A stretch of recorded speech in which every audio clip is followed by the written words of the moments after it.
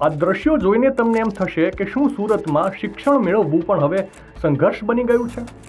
મોટા વરાછામાં શાળા નંબર 354ના 320 માસૂમ વિદ્યાર્થીઓ આજે ઉપવાસ કરવા માટે મજબૂર બન્યા છે. મામલો એવો છે કે છેલ્લા 5 વર્ષથી જે શાળામાં બાળકો ભણી રહ્યા હતા તે શાળા નંબર 354થી અચાનક તેમને દૂર આવેલી શાળા નંબર 309માં સ્થળાંતરિત કરી દેવાયા છે. સૌથી મોટો આક્ષેપ એ છે કે વાલીઓની સંમતિ લીધા વગર જ આ નિર્ણય લેવાયો છે. વહીવટી તંત્રએ 14 મેના રોજ નિર્ણય લીધો, પરંતુ વાલીઓને જાણ છેક 2 જૂનના રોજ કરવામાં આવી. દૂરની નવી શાળામાં જવા બાળકો તૈયાર નથી, કારણ કે ત્યાં પહોંચવું તેમના માટે ખૂબ જ મુશ્કેલ છે.